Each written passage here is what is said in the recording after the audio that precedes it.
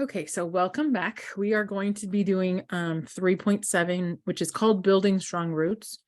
And we're going to go through this and we're really building. I like how it's called building. We're building on understanding that you got last year in integrated 2 or from quadratics, and we're going to apply that to cubics. Okay, so this one here, I'm going to skip just for now because you guys did it together already. So it says our focus is to find roots and factors of quadratic and cubic functions. We're going to write quadratics and cubic equations in factored form and identify multiple roots of quadratic and cubic functions. And the last thing is you should be able to answer this question. Do all polynomial functions of degree n have n roots? This is an important question. And we've kind of answered that little by little whenever we go back and we talked about quadratics. So now we need to solidify this. And the answer, interestingly enough, I'll tell you right now, whatever you answered, the answer is right. Yes and no, which is really weird, but it's yes depending on something and it's no depending on something. So let's see if we can bring some more understanding here. So it says, when working with quadratic functions, we learned the fundamental theorem of algebra. An nth degree polynomial has n roots. Okay, there, that's our answer. Boom, done. Okay, in this lesson, we will be exploring the idea further with other polynomial functions. So let's first remind ourselves about quadratics. The equation of for quadratics are given below. Find each of the roots and identify whether the roots are real. What's real? Complex or imaginary? So let's do a couple of reminders. Okay, let's just first talk about a couple of reminders. First of all, complex or imaginary. Do you remember what imaginary actually means? What does imaginary actually mean? Who remembers imaginary numbers from last year? And you don't have to remember them perfectly. I just like, do you remember them? The answer is yes or no. And some of them are like, yes.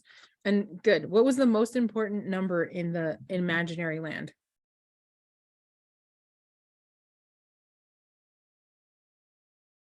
Yeah, I, very good. So it's just the letter I. Actually, Sesame Street lied to you.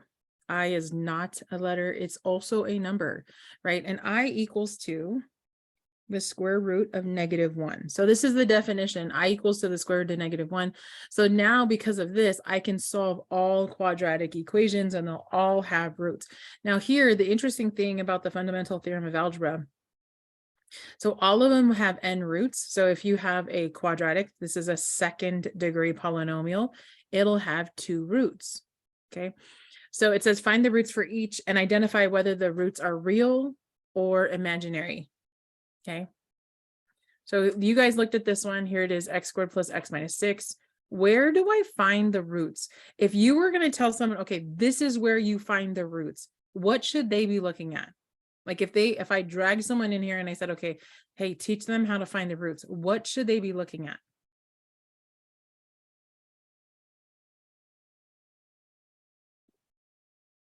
Yeah, very good, very good.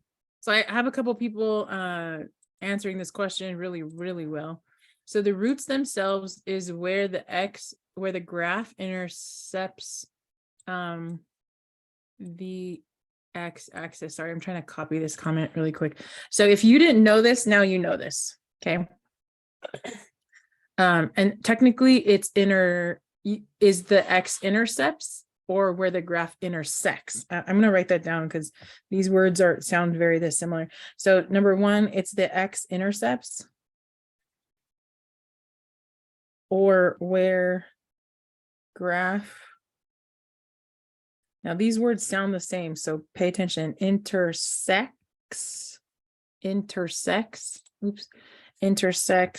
x-axis, right? So these are talking about the same things. Just pay attention to your words just so that we can make sure that you are saying it correctly. I understand what you're saying. So this was fantastic. This is why I'm putting it up here. So wait, you're just telling me to find where the graph crashes into the x-axis? Yes. Okay. So like this point right here and this point right here? Yes. And so you want me to write those numbers? Yes.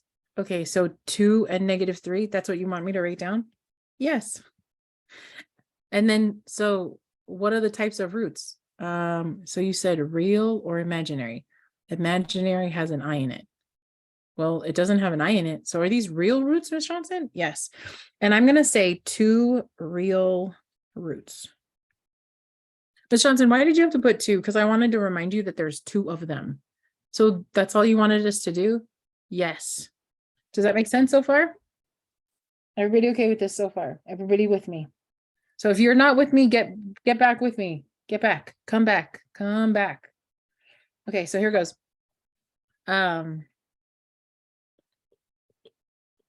Okay, very good. So then I'm going to show you another picture, right? I'm going to show you the picture right underneath here. And then this is all I want you to look for. Just where the X axis and your graph intersect, or just look for your x-intercepts. Okay, so let's see. Dun, dun, dun, dun, boom. All right, so what are my roots and what types of roots is it? Yes. Very good. Or complex. So let me just say these words really quick. Complex or imaginary are kind of interchangeable words. Imaginary refers to the letter I. Complex refers to all of the numbers that include real numbers and imaginary numbers. So I'll show you examples of those in a second. So for now, our purpose is you're thinking about these as synonyms. I'll denote the differences in a little bit. Good question. All right, ready, set, go. Tell me what my roots are and tell me the type of roots I have. Tell me what my roots are and tell me the type of roots I have.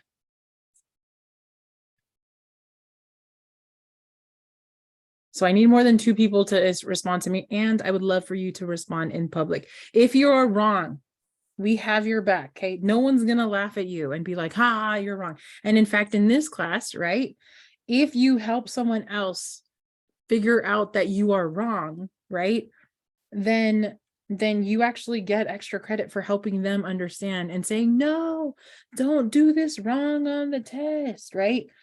So mistakes in this class are great until you take your final. Our job is to pick all those out before we get to our final. Very good. Okay, I have more people.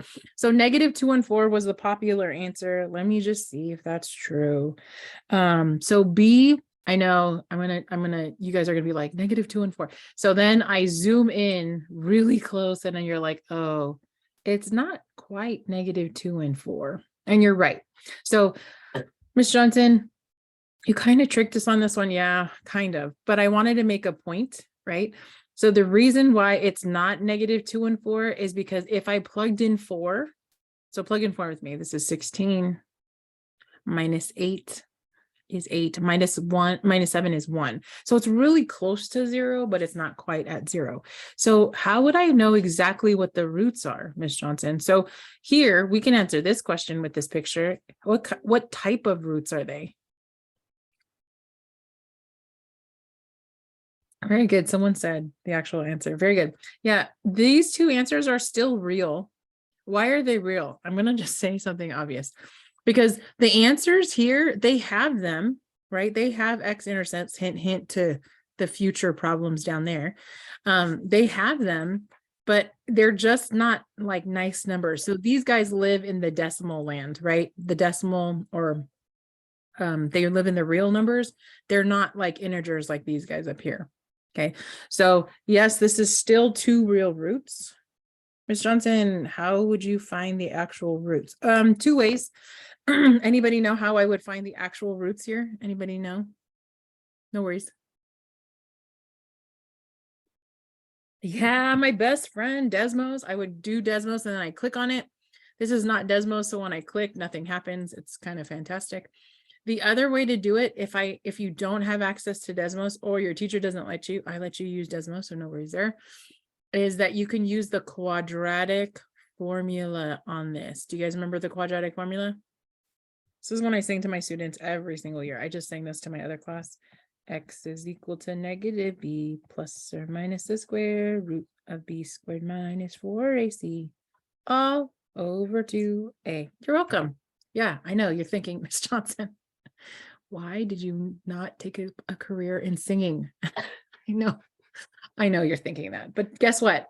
No, math is more important. I'm just kidding. Sorry. These are my random jokes for you. They're the same every year. You're welcome.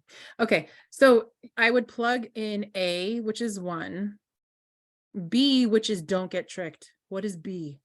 What is B? What is B? -2. Very good. You did not get tricked. Woo, woo. Okay, so you did not get tricked by -2, and then C would be -7. Miss Johnson, does the negative really matter? Yes, because look, if you calculate over here, right, -4 times A times C, if you do not include that negative number, it's not going to be calculated correctly, right? So then if you plugged all this in, and I will do this for you because I need you to remember how to do this.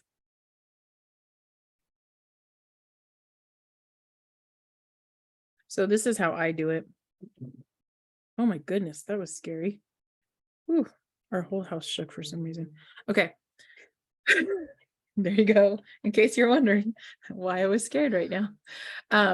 So then I plug in my A, B, and my C, and I put parentheses as my placeholders, so not to forget my negative values. And so I actually put A, B, and C on top of here because I really don't want to make a mistake. Ms. Johnson, you make mistakes a lot. Yeah, but I also have ways that I can check my answer.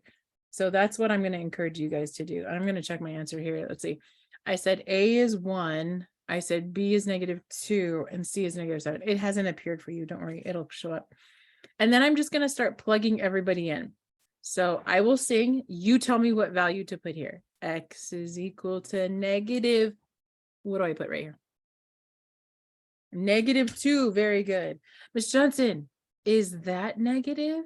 That negative? The answer is no. Okay. Why not, Miss Johnson? Because this is actually saying the opposite of B. The opposite of B. So whatever B is, make him his opposite in this space here. Does that make sense? Okay. So B squared. So wait, sorry. X is equal to -2 plus or minus the square root of what goes there?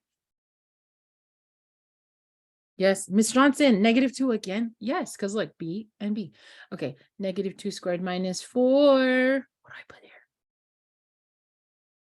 Yeah, 1 and -7 all over 2 times what goes there.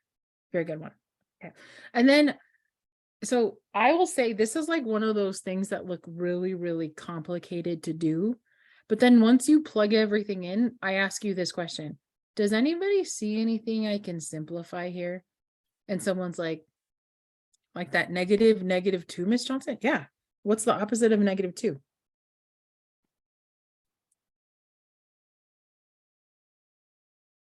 Yeah, very good. Someone said it's 2, Miss Johnson. Very good. Does anybody see anything else here that I can simplify? What else can I simplify? Oh, okay. What could I simplify? Yeah, -2 squared.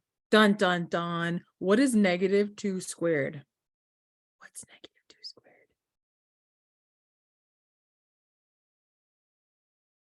This is a tricky question. A lot of people don't realize. Yes, it's +4. Miss Johnson, why is it +4? Because it literally tells you to square everything in the parentheses, which is -2. So -2 times -2 is 4. Very good. You guys all said -4 times 1 times 7. What is that? Oh, this is a -7, Miss Johnson. Sorry. What's -4 times 1 times -7? Yeah, it's 28. Very good. So plus 28 divided by 2. So then I go 2 plus or minus the square root of, I think that's 32. Yeah, 32. So 32 square root plus or minus 2 over 2. This is kind of like an acceptable answer. You would have to simplify this to be completely correct. But for our purposes right here, these are your roots. So because I don't know the perfect square root of 32, that's why we couldn't tell what that perfectly is. But your estimations of -2 and 4 were about right, right?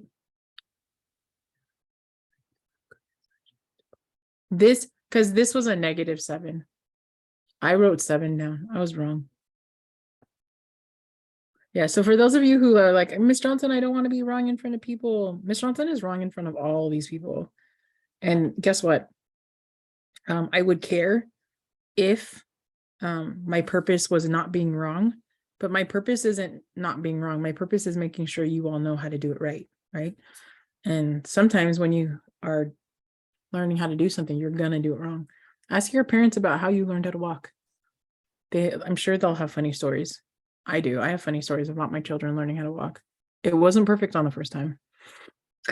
Okay, so this is our answer. If you're interested in simplifying this, you would break 32 down into its like either its perfect squares or its prime factors. And so your total answer is going to be, I know that 32 is 16 times 2 and the square root of 16 is 4. So I'm going to rewrite this as 2 plus or minus 4 root 2 over 2. And then I can actually simplify this to 1 plus or minus 2 root 2. So I can distribute this 2 by dividing it here. So that's 1. And here, hey, what's 4 root 2s divided by 2? If you had 4 of something and you divided it into 2, wouldn't you have 2 of them? Yeah, you have 2 root 2. So here's your answer. I'm going to write it over here. 1 plus or minus 2 root 2. So there you go. Those are your roots. Okay. And again, you could have clicked onto Desmos and did that. But what Desmos won't do is it won't give you exact answers. It gave you an approximate answer, right? So here's a quadratic formula. Make sure you remember how to do that. If not, I think I have a couple of videos on here about quadratic formula for sure. But again, it's like one of those things that looks really, really complicated. But then in reality, once you have the formula and you plug everything in correctly, right? Yeah, then it's just you taking the opposite of a number, squaring a number, multiplying, and then simplifying, right? So, okay, so let me just tell you, this is 2 different numbers, right? This guy's name over here is 1 plus 2 root 2. And this guy's name is 1 minus 2 root 2. So if you're trying to plug it into Desmos, you're plugging in 1 at a time. Very good question though. Someone asked, hey, Ms. Johnson, how do you put plus or minus into Desmos? You don't actually. You're plugging in it. You're plugging them in individually. 1 plus it, 1 minus it. Good. Yeah, good questions though. Done. Okay, now you're like, Ms. Johnson, you're not going to get me again. Okay, very good. So looking very carefully at this one, dun, dun, dun. What are your roots? What are your roots? Dun, dun, dun. Yeah, this is the dramatic music Ms. Johnson likes to play. So it intensifies your thinking. Dun, dun, dun, dun, dun. Actually, that's not true. There are roots. Because remember, you all said, reminding you over here.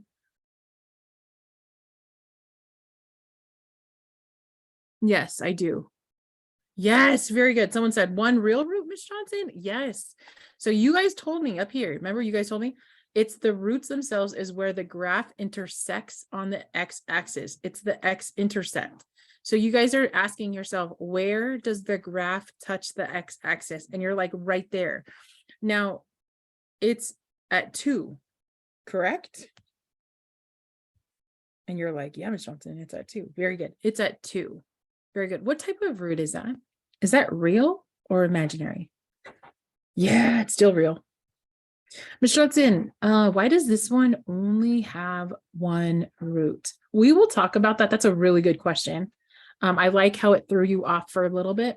When you make a mistake, if you reflect back on it, that's more powerful than understanding it the first time. I'll say that again. When you make a mistake on something and you reflect back on it, on why you were wrong, why you thought that, and then now you have your understanding, that is more powerful learning than if you would have gotten it right the very first time, right? So the reason why this has only 1 root is because of the actual equation of this. If you saw the equation of this, you'd be like, oh, that's right. So this is the equation of it up here, but I'm going to write it a different way and see if this makes sense to you. So some of you already know the equation of this is going to be x minus 2 quantities squared, right?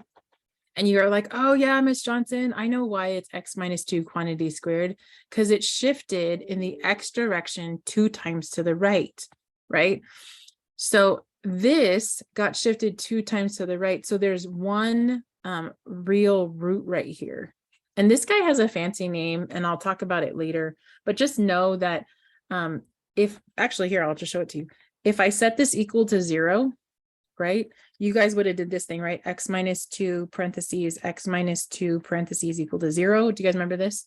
And then you would use the zero product property and say X minus 2 equals to 0 and X minus 2 equals to 0, right? And then you would have said, oh, my answer is X equals to 2. The weird part here is you got X is equal to 2 and X equals to 2. Ms. Shelton, this is weird. I got X is equal to 2 twice. Yes. Yes, you did get X is equal to 2 twice. So they actually say that this is, and I'm going to use a different color here, that your root is 2 with multiplicity 2. So because I got 2 twice, 1, 2, right? That's why it's with multiplicity twice. This is why it threw you off, because you're like, I don't know what that is, right? Okay, one more. And this is where we're going to pause right here. So one more of this. What's our roots here? What are our roots here? I can't even talk. What is our root here? Roots here. Okay, so it's not 0. I'd like your guessing though, because if it was 0, can you imagine it touching this point right here at 0, 0? Yeah, nice guess. I like that. I like your risk taking there. Very good. So it's not 0. Very good. Yes, it's imaginary. Very good. It's imaginary, Miss Johnson. You guys are like, why, Miss Johnson? Why is it imaginary? Okay. Okay. Can you imagine this really quickly? This is the real plane. Okay. This is the real coordinate grid. Real. Like this is the real world. Does that make sense? This does not touch this. So if you only knew, if you didn't know imaginary numbers, right, you would say this has no real solutions. Do you guys remember that? No real solutions.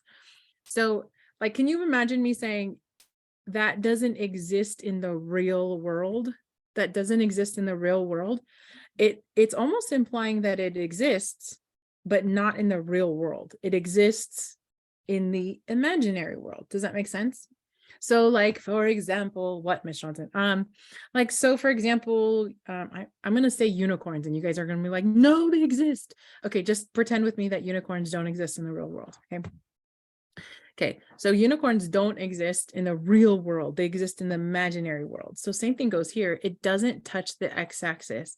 So that doesn't mean it doesn't have roots. It means that it doesn't have real roots because it doesn't touch. Everybody okay with that? So Ms. Johnson, how would I find the real roots? Dun, dun, dun, dun. You would use the quadratic formula. So here's what I want you to do today.